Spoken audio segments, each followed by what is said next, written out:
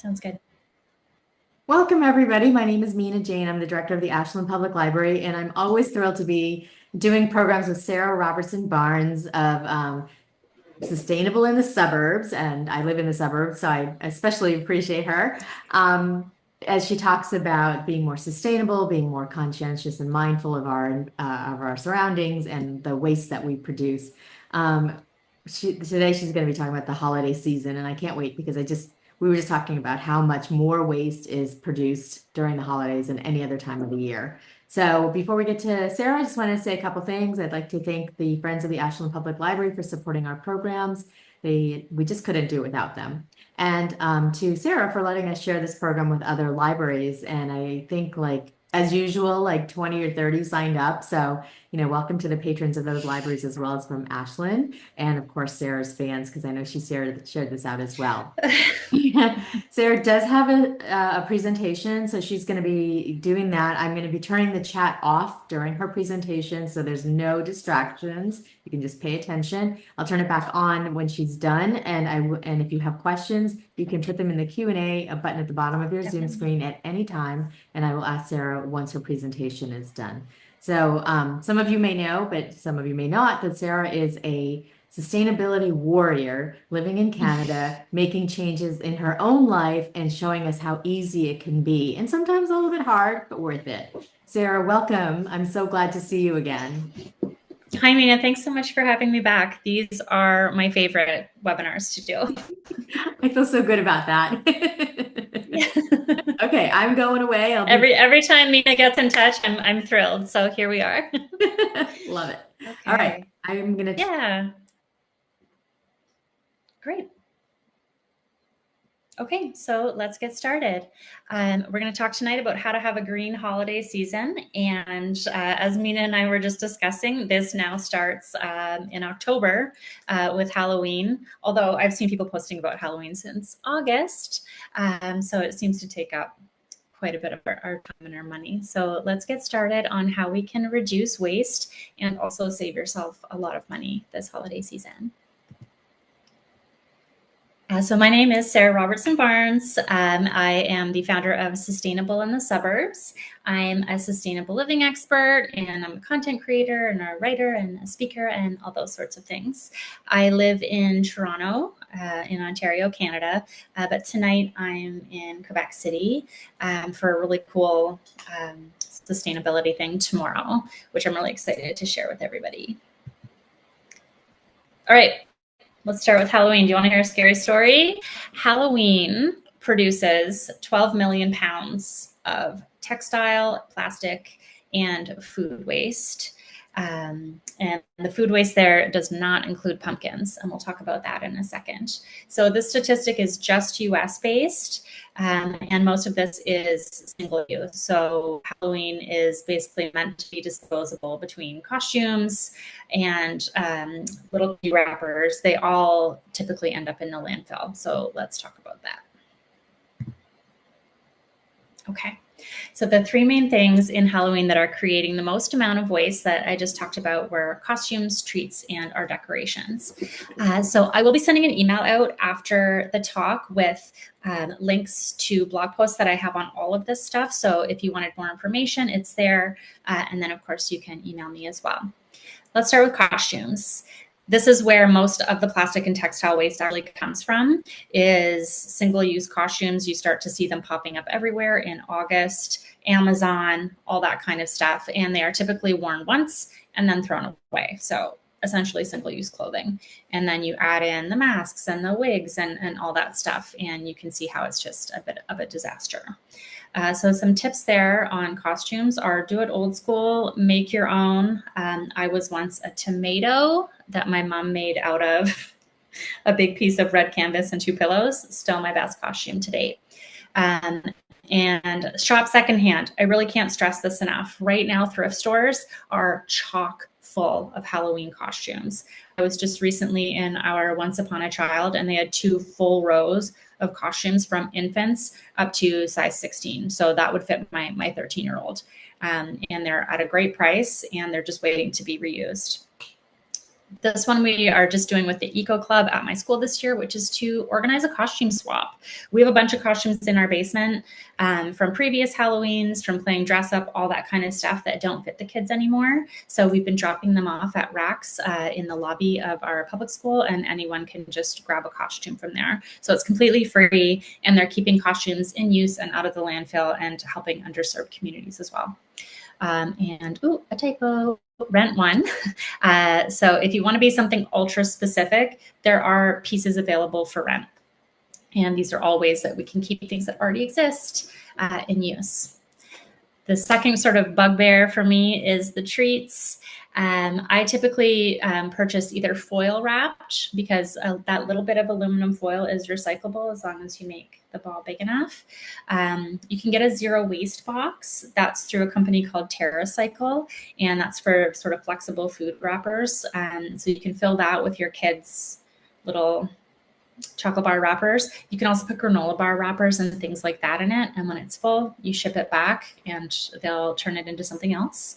You could split that with a neighbor, get one for your child's classroom, something like that. Or you can hand out alternatives instead. I still remember the neighbor that gave us out full cans of pop. And that was a huge score, definite crowd pleaser, and it's recyclable. So you can just think of different ways to hand things out. But if that's not something that you're interested in, like, it's fine. I'm not going to tell my kids they can't go trick-or-treating because I don't like the waste. I just sort of find ways to deal with that. And for decorations, now I started seeing these go up in the stores in August. And to be perfectly honest, I want the 12-foot skeleton from Home Depot, but I don't need it. And I can just reuse the one little skeleton I bought at the dollar store 10 years ago, and that's totally fine. The other option, of course, is the all-natural decor, your pumpkins, gourds, corn stalks, things of straw, that sort of thing that can be composted or even eaten after use. So this is a recap of what I just said. I also bought, if you see the little pumpkin guy here, I can buy those in bulk at my local bulk store as well, so there's not that excess packaging. And the one thing that I didn't cover is to eat your pumpkin. The pumpkins that we grow for Halloween are food, and we don't typically eat them. So if it still looks okay, it probably is okay to eat, especially if you haven't carved all of them. You can roast them, puree them, and keep that in your freezer to make things for Thanksgiving with. And anything that is your natural decor you've been using for Halloween would look great on your Thanksgiving table. Gourds last a really long time. If you have them outside right now, this is my porch. On the chair there, you can save them for Thanksgiving as well, and for decor outside on your porch or on your table. Oh, I have on here avoid spider webs. You know that stretchy, looks like cotton, but it's actually plastic. Try to avoid that on your outdoor decorations because it is really deadly for birds and for insects. And of course, it's single-use plastic. So try to avoid that. Okay. So our Thanksgiving is on Monday, but I know yours is in November. So between Thanksgiving in the US and New Year's Day, US household trash increases by 25% versus the rest of the year. And that's roughly 5 million tons, which is about 12 million pounds of trash that is created during the holiday season. And the picture that you see here is our wrapping paper that my family uses. It's all cloth. We'll talk about that in a sec. Okay. The biggest contributor is food waste. And I promise you, you will not run out of food. So the main theme of tonight, the too long didn't read, is don't buy stuff and watch your food waste. Because American households waste over 300 million pounds of food on Thanksgiving. It's a single day, and that's about 1 pound per person times a few hundred million people is a lot of food that's going to landfill. Nothing breaks down in a landfill, not even food. So we're going to save money and keep food out of the landfill by buying less. The 200 million pounds of turkey that's wasted is there's honestly no excuse for that, along with all the other things. So the gravy, the dinner rolls, the vegetables, all of it. I know that it's a feast of abundance, but that can quickly tip into wasteful. So that's something to be mindful of when planning your menus. Okay. I recently published a post on this that I will incorporate in the email that Mina will send out to you afterwards. But these are the three things that are going to help you to prevent your food waste and, save you money on the amount of food that is just going straight into the trash.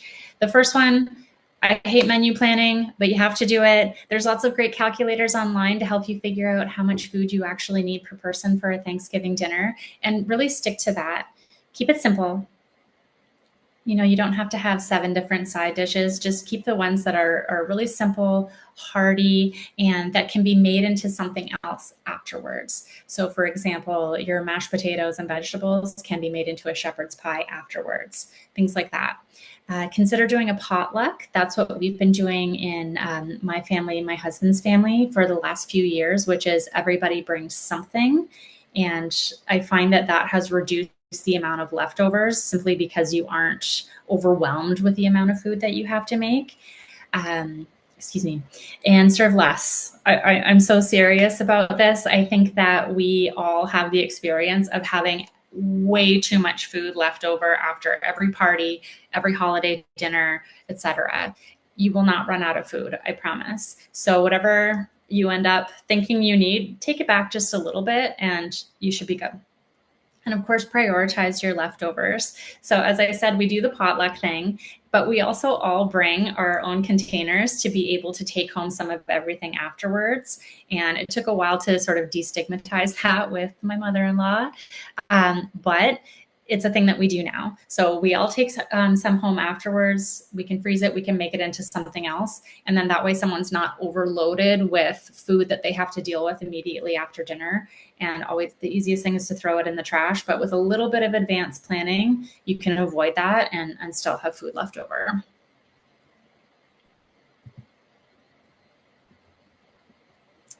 Okay.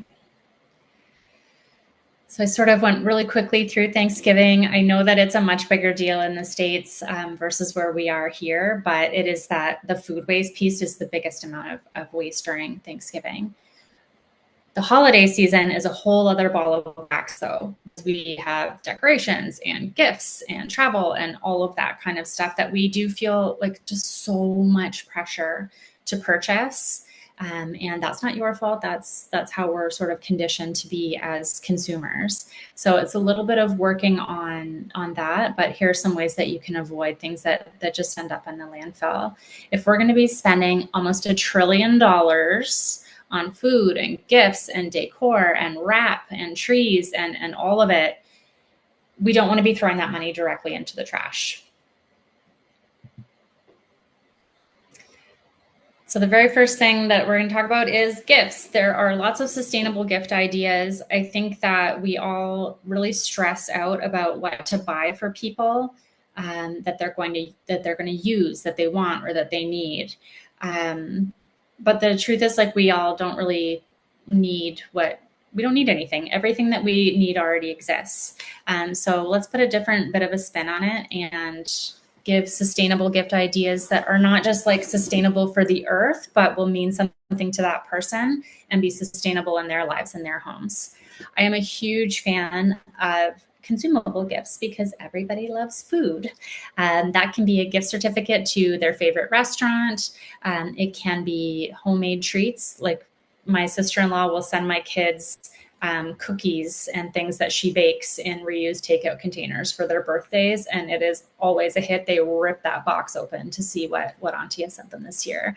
I also love to do gifts in jars. So you can see in the picture here, this is my Christmas tea blend. I also have other ones for soups and cookies and squares, and they are always a huge hit. And I can make those at relatively low cost from the bulk store, and then you get a free jar. So those are my favorites. Food.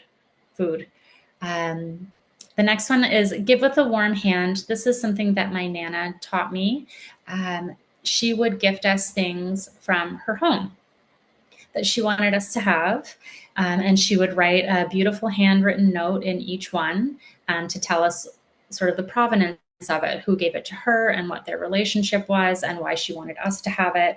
And those are things that I still keep in my home and are very special to me. And one of them was actually a silver serving dish that I bring out at Christmas, and I think of her every time that I use it. It's very special. Also consider giving secondhand items. I love trolling the thrift stores for cute little pottery things. Things like that I can then add in bath salts or whatever it is to build a special gift for someone. And I found some beautiful pieces, and folks know me and they know that it probably did come from the thrift store. So see if you can challenge yourself to destigmatize that a little bit, especially for kids. Every brick of Lego in my house is secondhand. My husband's amazing at that, finding that on Marketplace and what have you. They're just thrilled with the thing, with the Hot Wheels track or whatever it was. They do not care that it came from the thrift store or Marketplace or what have you. So really consider that for kids as well. And of course, experiences over things. My in-laws got my kids passes to Six Flags, and we went every week this summer.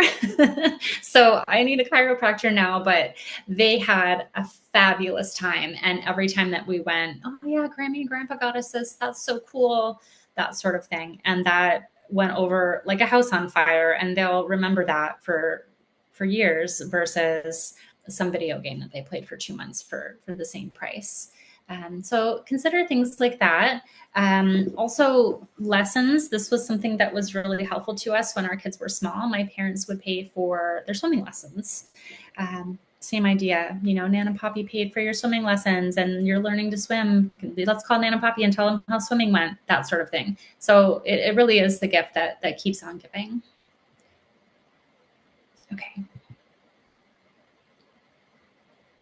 Okay. The next thing is wrapping paper. Almost all wrapping paper on the market is not recyclable. Even if it has the little recycling symbol on it, that does not mean that it is recycled. It is likely not accepted in your local recycling program unless it is 100% paper. And really the only type that is 100% paper is sort of the brown wrapping paper that you get in a package of craft paper. The reason for that is that it is typically coated in plastic with the fancy patterns and the glitter and all that kind of stuff. And that paper is unfortunately not recyclable. Even though it's stuffed into recycling bins, it will cause that entire load to go to landfill. So wrapping is one way that you can really save a lot of money on that sort of thing, and also keep it out of the landfill. We're talking tape and ribbons and bows and gift bags and tags, and it's rapidly escalating. So I'm going to show you some ways that you can reuse constantly rather than repurchasing something that's just going to be trash every single time. I typically wrap in cloth, as you can see here, and I'll show you another option as well. Okay. So the 3 different ways that I like wrapping are using craft paper. So you can either, get a big roll, that's fine. You can usually get it at the post office, but I really like reusing the brown packing paper that comes in your packages. They put in huge reams of it and it's already crumpled. So I crumple it more and then it's like a look. And I use that with paper tape. Put that shut. And then I don't know if you can see there, it's very, very tiny, but it says Dave on that. I just got a bunch of tags and wrote people's names on it with a stamp. And I find that what has happened over the years is that they give them back to me. So now I just have a stack of all my family members' names and I can just reach in and keep reusing the tags, and they know they're from me because they're distinctive. So I really love that. This craft paper can be recycled because it is 100% paper, or you can compost it. So that's an excellent choice, especially during the holidays when you're getting a lot of packages from various retailers and you just have craft paper coming out of everywhere. So try doing that. My second favorite method is using a cloth. This is a Japanese method called furoshiki. And there's lots of great YouTube tutorials on this. All of the fabric that I use for it, I've just gone to the thrift store to the fabric remnants section, and I've just chosen basically just plaids in sort of, holiday colors. And we use them for everything now, for birthdays and for holidays. And again, same phenomenon happens. The folks who receive the gift fold it up very neatly and make sure that they give it back to me. And this inspired my sister-in-law to sew a bunch of cloth bags. And now it's just sort of the traveling wrapping cloth in the family, which is really, really cool. It can also be part of the gift. So, for example, if you find a really beautiful silk scarf at the thrift store or play silks for kids, that sort of thing, it can be part of it. And this is my favorite part of gift wrapping, is the little bits and bobs that we put on top to make it look fancy. I am a big fan of the dried orange slices and cinnamon sticks, which I can get at the bulk store for almost nothing. And just whatever I find outside. I love birch branches. I love dried flowers and pine cones and little cedar branches from my backyard. And all of those are compostable as well. Okay.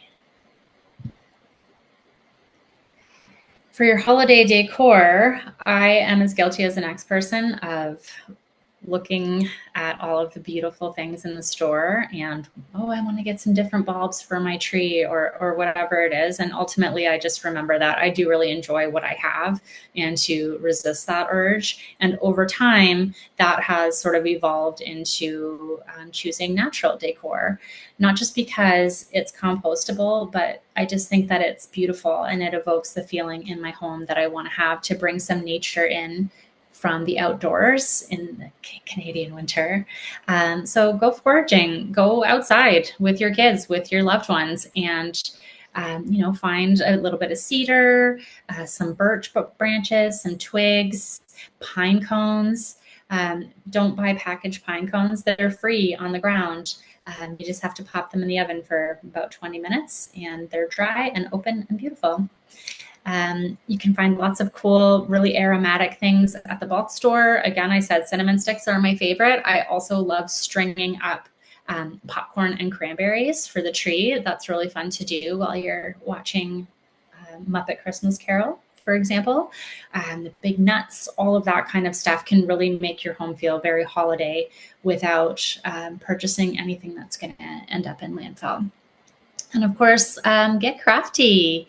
If you are a crafty person, or even if you're not, you can make holiday decorations out of things you already have. So oranges, every year I go to the reduced produce section in my grocery store and I find like the sad oranges, and they make beautiful dried orange slices. You can make things, if you're a knitter, I knit a bunch of Christmas trees last year and they're my favorite thing right now.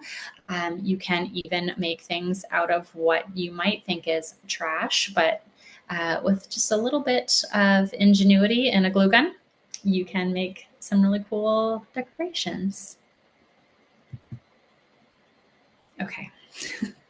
This was like the most controversial thing that comes up around the holidays in terms of what is the most eco-friendly holiday tree. And the answer is, it depends. So if you love having a fresh cut tree, if that is your family tradition, you love the smell, whatever it is, that's fine. The holiday trees are usually run on small farms, so you are supporting local business when you do that. It is an experience when you go out to do that with your family, and the hot chocolate and the tractor ride and whatever else is going on at that farm. That is spending time with your family. That's wonderful. And we go to the same tree farm every year, which initially I wasn't a fan of. I wanted to do a potted tree, which I'll talk about in a second. And I didn't love it. So we went back to cutting the fresh cut tree, and I'm really glad that we did.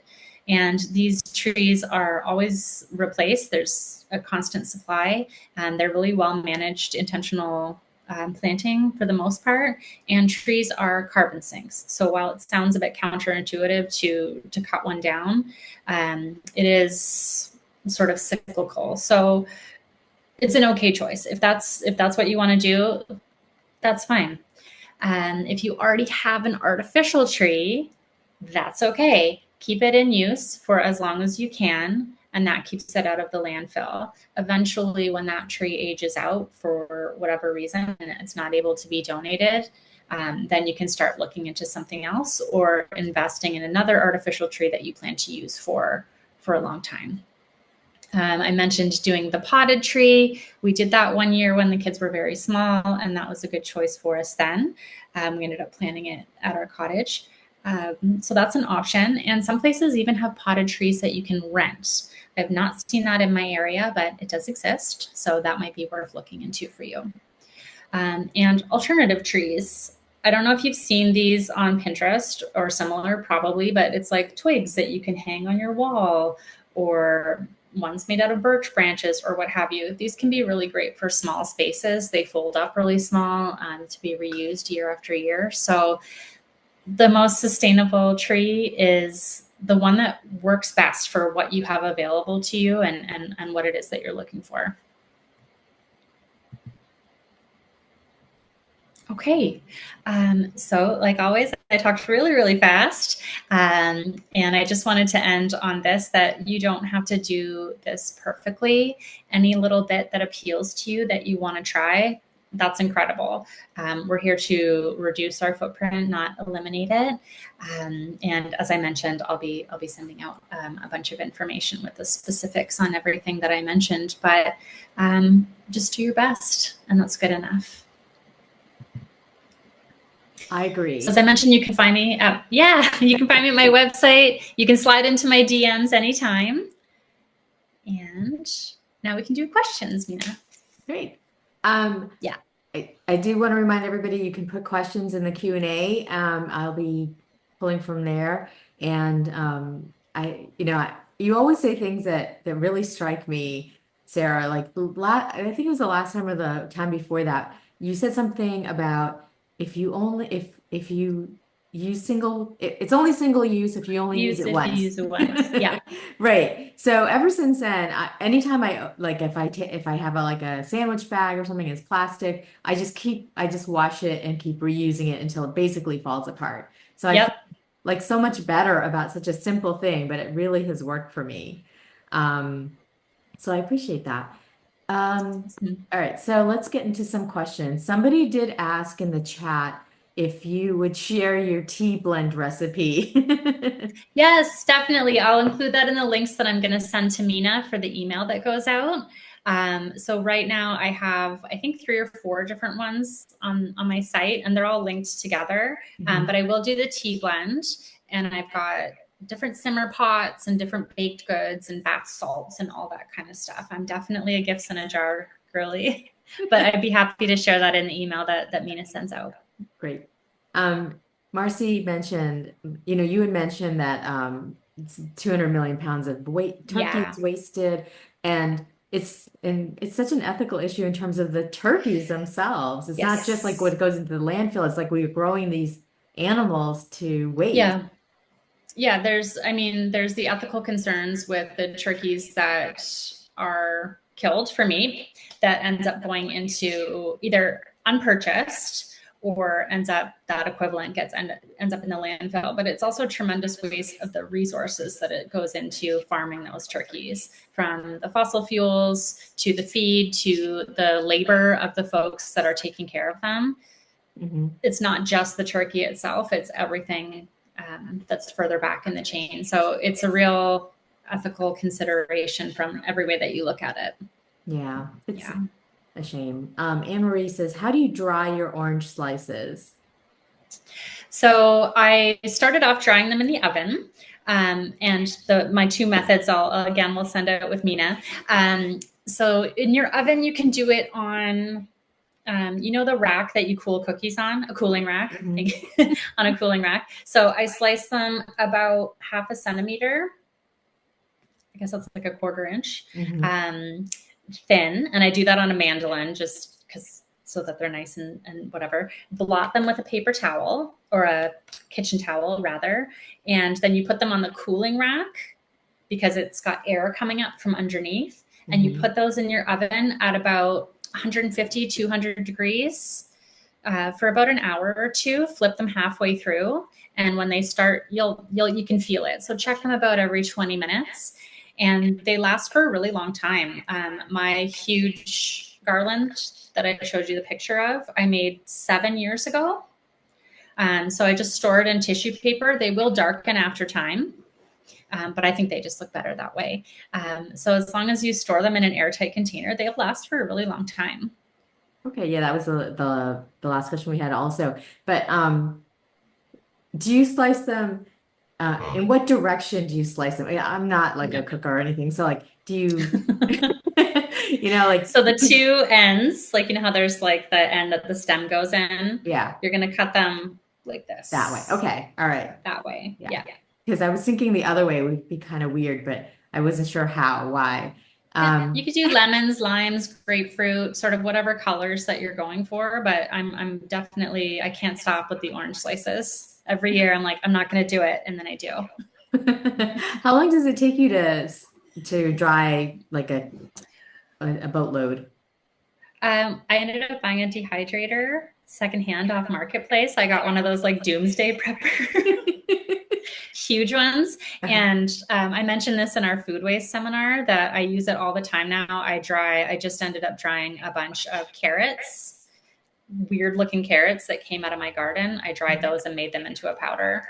I made tomato powder, things like that. So they dry in about 24 hours in the dehydrator. It's a lower temperature. Mm-hmm. Yeah.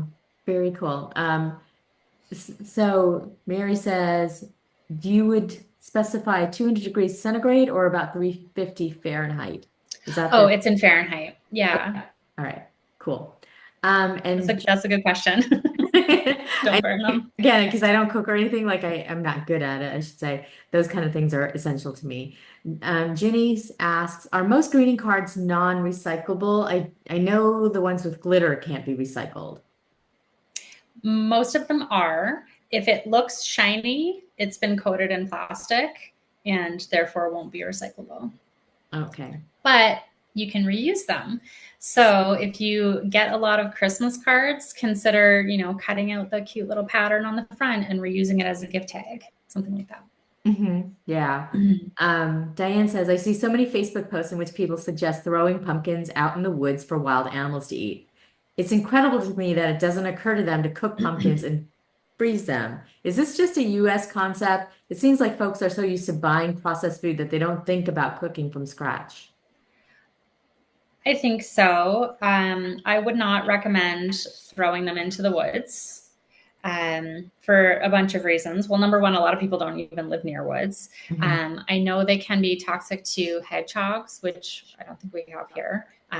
Just something that I've been told. But also, you're risking bringing just don't feed wild animals. Don't feed wild animals. You can take them to farms where like goats will eat them, pigs will eat them, that sort of thing. If you really have no interest in cooking them, which is fine. So consider doing something like that. But the cooking thing, I think that's part of it, that we think food comes from the grocery store. And typically the only thing people make with pumpkin is pie. And for that, we use the canned puree. That comes from pumpkins. It's dead easy to cook a pumpkin, especially if you have an Instant Pot. Just chop it up. You put it in the Instant Pot with a bit of water in the bottom for like 8 minutes. And when it's cool, you can just scoop it right out from the skin, fire it through the blender, freeze it in your muffin tin. Each little like level at the top of your muffin tin is a half a cup. And then you can throw that in a freezer bag. And then when you have a recipe that calls for a cup of pumpkin, 2 muffin tin pucks. And I make muffins with that. I hide it in my kids' chocolate muffins all year long. And then by the time I'm through it all, it's Halloween again. But yes, cook your pumpkin, especially if your Thanksgiving is after Halloween. That's your pumpkin pie right there. So yeah, they are edible. They are food. Right, of course. Yeah. I think also it's interesting the question part of the question of it, if it's a US concept is interesting to me because I know that we cook pumpkins in an Indian style, like with spices, and they're actually really good, including the skin. Like we do it separately, like, but it's really, really good. It's one of my favorite things. Hmm. It's a Um, squash. yeah, yeah, and it's Yeah. we If just you had like butternut squash, you'll love pumpkin. Yeah. I do love butternut squash. We just had a butternut squash with apple like puree yesterday, and it was so good. And I just Mm. thought, as you were talking about the pumpkins, I was like, that would be so good with a pumpkin. Absolutely. Yeah. Applesauce, just do the same thing with a pumpkin. Add your pumpkin spice to it. There's no actual pumpkin and pumpkin spice. um, and you can eat it like applesauce. It can be sweet. It can be savory. You can put it in pancakes. You can do all kinds of stuff with it. You bought it. It's food. Eat it. Hmm. Yeah. Yeah. And I think it was you that told me we talked about taking containers to, you said to the holidays, but I also take them Hmm. to restaurants sometimes and, Yep. you know, embarrass everybody, but I don't care, for my leftovers. Yeah. How do you Yeah. con It's a weird thing that we have a weird stigma with that, with taking containers. But if it's your family, it's not like your colleague's house or something like that. Bring your containers. Mhm. They're over. I hosted Christmas dinner last year for my first time, and I was overwhelmed with the amount of food. We had out of town guests, and Mhm. so they couldn't take it with them, and it was so much food, so much food. I was still dealing with mashed potatoes well into January, Mhm. out of my freezer. And that's how I learned. That's how I learned my lesson to not over purchase. I was worried about it. It was my first time hosting a big dinner, and I'm supposed to be a food waste expert, and I still overdid it. Mhm. So that's really helped me refine what's going to be happening on Thanksgiving dinner this Sunday. Now, do you Yeah. have you spoken to your family about, being less wasteful during the holidays and they have come around to it, or Yeah. did you just like go by example and eventually they were like, "Oh, that is a good idea. I'm going to do that too." So it was both. When our kids were very small, we did have conversations about not overloading them with gifts. Now, I used my husband for this because my parents think my husband walks on water. So I got him to talk to them about it. Like at this time, we were in an apartment, so we just don't have the space. We're trying not to have too much clutter, this kind of thing. We also do something called need, want, wear, read. I might have gotten that out of order, but it's something they need, something they want, something to wear, and something to read. Okay. Choose from those categories Hmm. so that it's not just random stuff from the toy store or a bunch of tat from the dollar store in their stockings, things like that. Hmm. When they ask, what do the boys want for Christmas? Be very specific, but try to stick to that need, want, wear, read, because it really limits the amount of gifts. Hmm. Now, with the experiences thing, so I mentioned the swimming lessons and the Six Flags pass. The pushback I got on that was like, well, they have to have something to open. They've got to Hmm. have something to open. Right. And so we started doing gag gifts where they went out and got like 6 boxes of mac and cheese and wrapped those in a box, but it Hmm. had the Six Flags pass in it. And my Hmm. 13-year-old was thrilled about both. Hmm. He still had a present to open, You but One of the things that we do, this is, and a friend of mine now does it too, is during the holidays, they do a scavenger hunt in the house with money. So they put like ooh, $1 bills or however what you want to do, like in different places in the house, and the kids have to go find it. And that's their gift. I love that. And now that I've got 2 teenagers, that's going to come in clutch. That's great. I love that. Yeah. Yeah, all the kids have But we're loved so conditioned that we have to buy, we have to buy, we have to buy. it. Hmm. You But don't. it's such a like the scavenger hunt itself is an experience in that they are Yeah. running around together, they're busy for like an hour or so. It's not just like ripping open presents and you're done in 5 minutes. So Yeah. it's a lot of fun. And they get, I don't know, a bunch of money at the end of it, depending on how much you want to give. Um, Yeah. it's a hoot. So Yeah. yeah, I think there are like great experiences. But like I do think it's hard for us to pull back. So another question I was gonna ask you is like when you're talking about limiting gifts, Do you Mhm. do it by number or cost? Or is there something else? Yeah, that's something that's I think really personal to your family and your dynamic. With the kids when they were small, we did limit it to we tried. Um, and last year we had a conversation with all the adults saying like, we don't need to exchange gifts anymore. Adults, right? The adults, Yeah. yeah. Like with my sister and brother-in-law, that sort of thing. We just like, why are we all okay with this? And everybody was like, oh yes, thank God. Let's do it. Now, do we still like, oh, I got you this pound of coffee, or sure, like we're going to stay at your place, like we bring the wine and the coffee and that sort of thing, but it's not a list anymore. Mhm. So we focus on the kids and then we just enjoy it. And that has been a relief, actually. So somebody just said it. And then, great, we agreed. You could also do a thing like, okay, all the adults, we're going to do a secret Santa. Right. We're going to have a $20 limit. We're going to do Yankee swap, whatever that is. Yeah. Things like that. So it is about having the conversation, which is difficult and may not work with some family members. But now is the time to start having that conversation because people are holiday shopping already. So if you're wanting to dial back on the amount of stuff that just gets avalanched onto your kids, now's the time. Mm-hmm.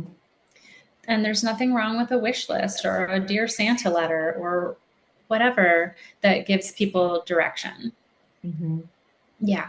How do you talk to your kids about it? Because so many of our kids are very used to, and I mean, I always, Mm-hmm. what was it, on Harry Potter where it was his birthday and he was like, I only got 37 gifts. Last year I had 38, you know? So Yeah.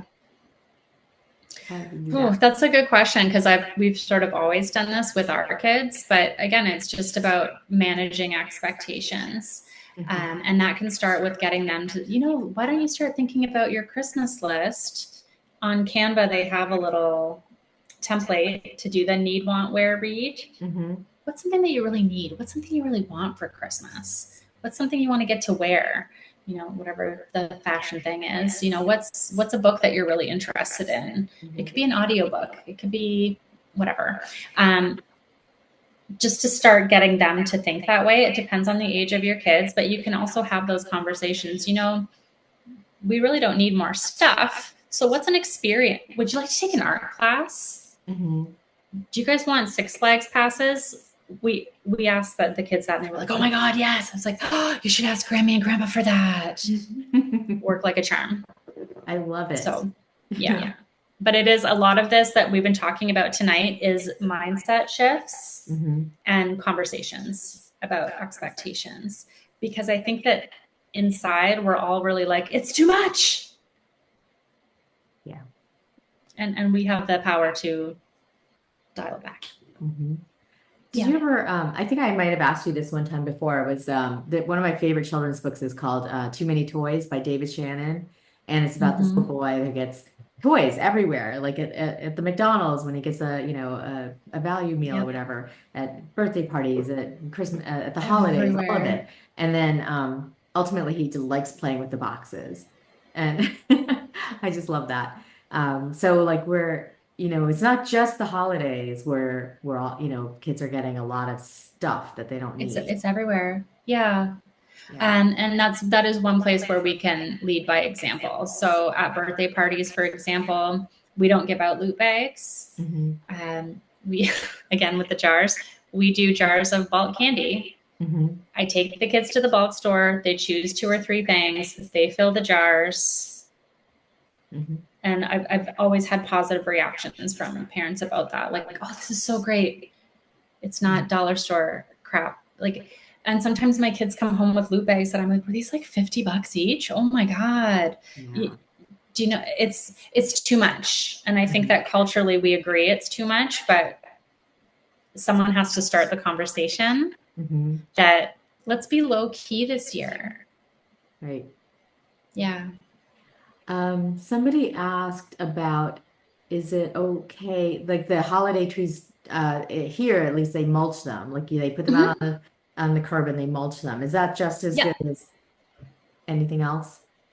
Yeah, that's essentially composting it. And then that mulch will be probably used, at least in my town, on municipal gardens. Mm-hmm.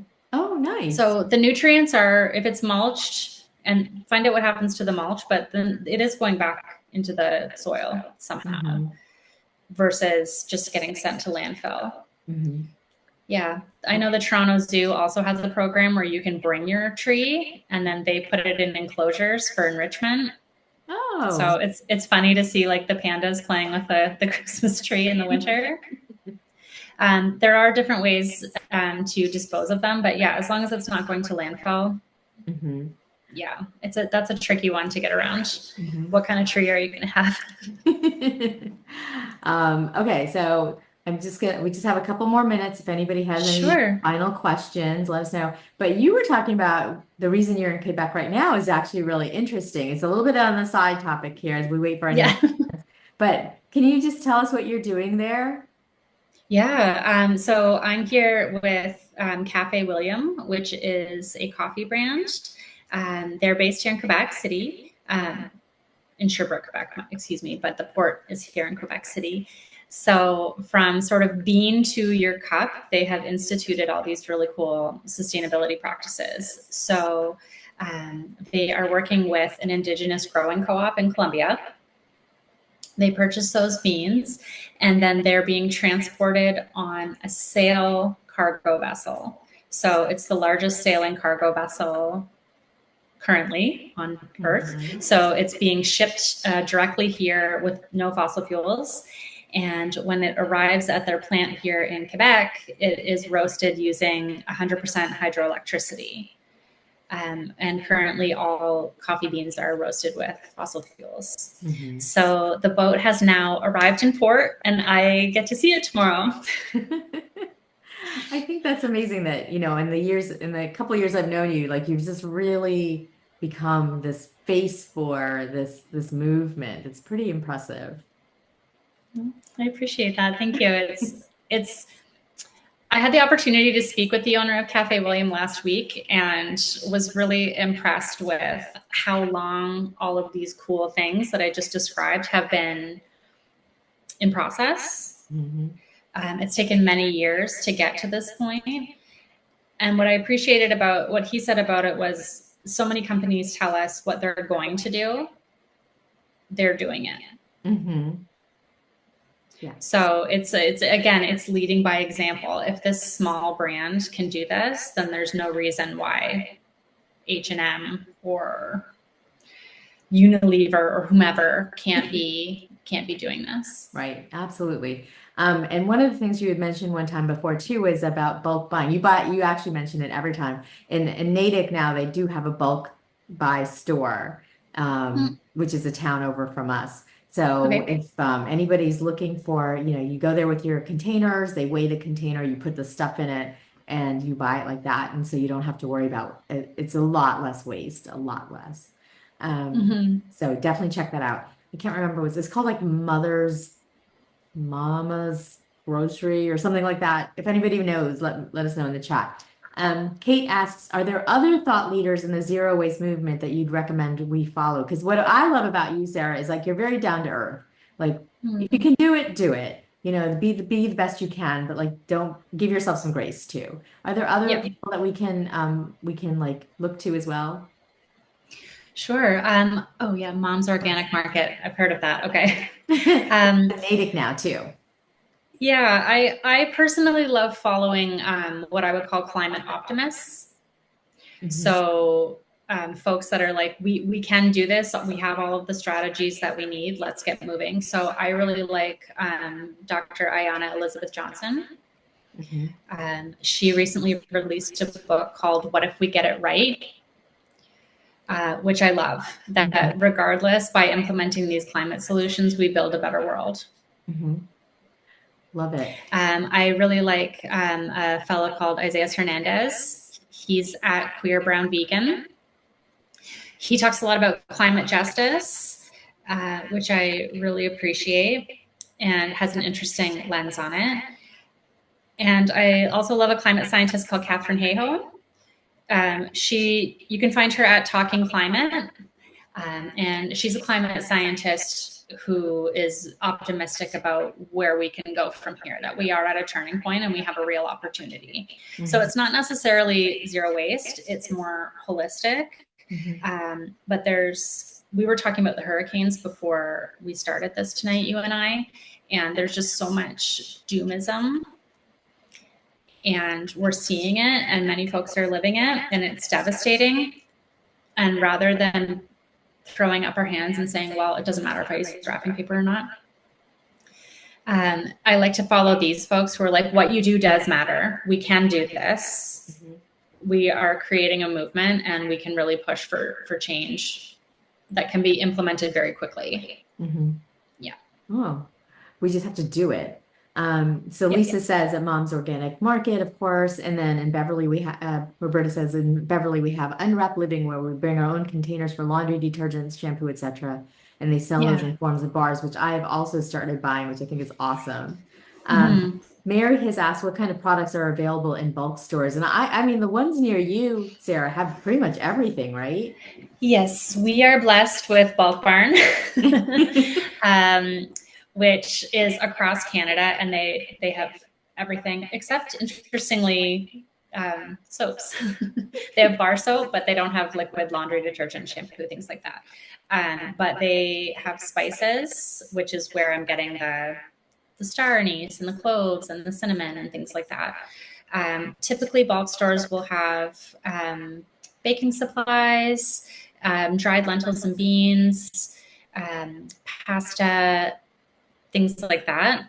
Some spices. It really depends on your market, but I wish you had Bulk Barn. We don't have Bulk Barn, but I think I haven't been to Mom's Organic Market, but I think I've heard that they have things like oils and, oh my gosh, like lotions and things like that you can buy in bulk instead of like buying in plastic. So and typically those products are made by small brands that are local. The two refill stores in my town that have that type of thing, lotion and shampoo and detergent, they're both small businesses that are woman owned, things like that. And they stock Canadian brands that are local or as local as possible, that are made with sustainable ingredients, like all that kind of stuff. So it can be more expensive depending on what you're buying, but you are also purchasing a better product. Absolutely. Yeah. And supporting small business. Yeah. Well, we were just talking about that earlier, that we wanted to start going to like farmers markets more, or like the local farms, because the food just tastes better. Aside from not buying from big bulk stores, whatever, that the food just tastes so much better. So we need to do more of that as well. I know grocery prices right now are completely out of control. We're having the same thing happening here. So do what you can. Buy less. You won't run out of food, I promise. Mary Ann wants me to plug the library because books used multiple times, library of things. You don't have to buy things you use only once. And I did put in the chat that we are having a costume swap all through October. So bring costumes, take some new costumes, new to you costumes, and we'll all save the world a little bit at a time. Got the Earth Breeze detergent sheets. They're great. I love those as well. So Sarah, thank you once again. I know you have a dinner to get to, so I didn't want to keep you, but I appreciate all of your advice, and you will be hearing from me again because I just think you're awesome. And Absolutely. I'd love to do another one. Yeah. And just email me, send me a DM, whatever it is, any question that you might have. I'm happy to point you to more information. It is true. I have contacted her before and asked questions about things. So definitely contact her. Sarah, have a wonderful night. For all of you warriors out there and sustainability warriors, I hope that you take this to heart and make some changes that work for you. And I will see you all soon, I hope. Thank you so much for coming. Have a good night, everybody. Bye.